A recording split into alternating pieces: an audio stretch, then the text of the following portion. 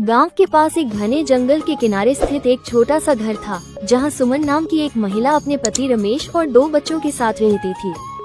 सुमन के चतुर और हिम्मती स्वभाव के चर्चे पूरे गांव में थे।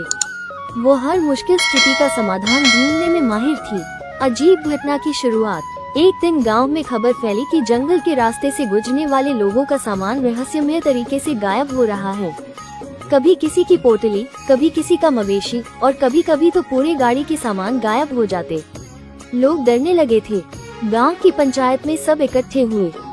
रमेश, ये तो बहुत बड़ी परेशानी है। कोई रास्ते से जाने में डरता है। हमें कुछ करना चाहिए। गांव का सरपंच, लेकिन करें क्या? न तो हमें चोर का पता है, न ये समझ आ रहा कि ये सामान कहाँ जा रहा है। सुमन मुस्कुराते हुए, अगर आप सब इजाजत दे तो मैं इस मामले की तह तक जाने की कोशिश कर सकती हूँ। सरपंच, तुम, ये तो खतरनाक काम है।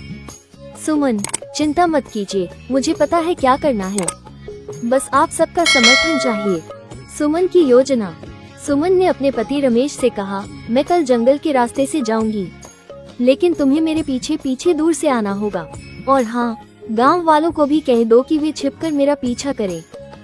रमेश, पर सुमन, ये बहुत खतरनाक हो सकता है।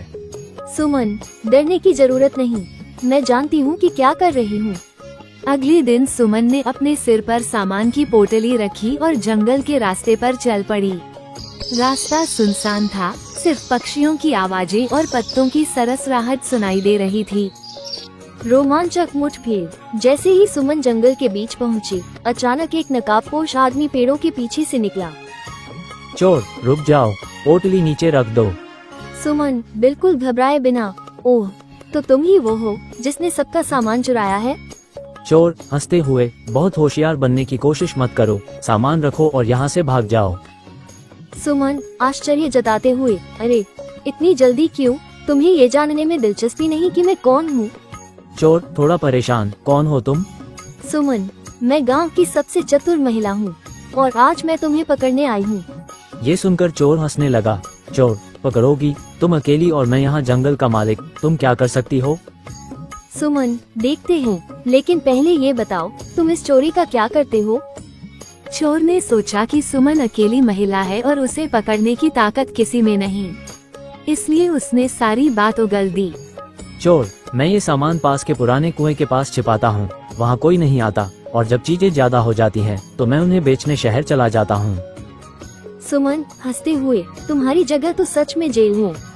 अब देखो कैसे मैं तुम्हें सबके सामने लाती हूँ। सुमन का चतुर जाल। सुमन ने जोर से आवाज लगाई, रमेश, सबको बुलाओ। चोर चौंक गया। उसने इधर उधर देखा और देखा कि गांव वाले झाड़ियों से निकलकर उसकी तरफ आ रहे हैं। चोर घबराते हुए, ये सब यहाँ कैसे? सुमन, तुम्हें लगा कि मैं अकेली आई हूँ? तुम जैसे चोरों से निपटने के लिए हमें टीम वर्क करना आता है। चोर भागने की कोशिश करने लगा, लेकिन गांव वालों ने उसे पकड़ लिया। सरपंच गुस्से से, तूने पूरे गांव को डरा कर रखा था, अब देख तुझे पुलिस के हवाले कैसे किया जाता है।